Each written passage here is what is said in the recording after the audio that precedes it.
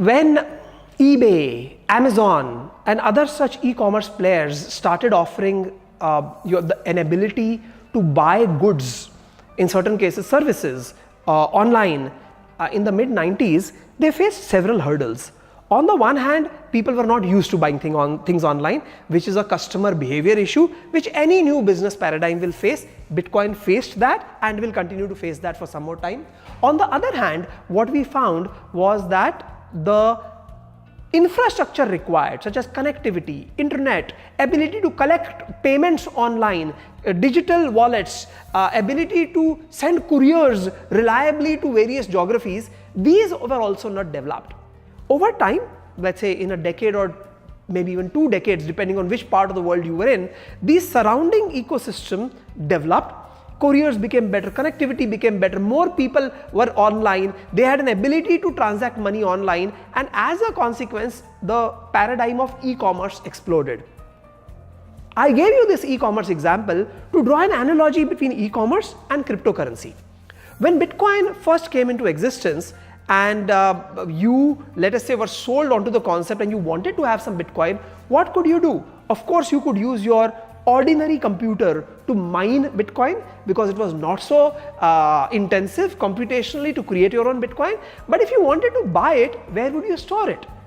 There were digital wallets, but they were very complex to use. In fact, people who got into Bitcoin in the 2011, 12, 13 era often tell me that you really had to be an engineer or needed to have technical skills to be able to merely buy and store your Bitcoin in a way that it would not go away. But come 2014, when 2013-14, where multi-sig wallets started, then later mobile wallets started, it became much easier to buy, store and transact Bitcoin.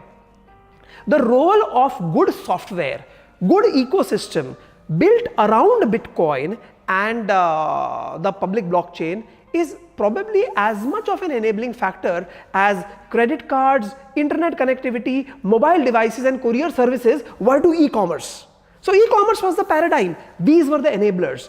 Public blockchain, cryptocurrency is the paradigm, and the enablers are, of course, good regulations, good software, and I think that is where the entire focus of the industry has to be, to create software which the common person can use, understand securely, with trust, and not face too many learning issues, thereby getting rid of those who try to come up with scams, Ponzi schemes and fraudulent activities to harvest the ignorance of certain enthusiastic prospects of the cryptocurrency space. I think that is one of what has driven every adoption of new technology, and that is what will enable Bitcoin to grow further, and most specifically this amazing thing that we have heard of called the Lightning Network, which helps you transact Bitcoin really at the speed of lightning.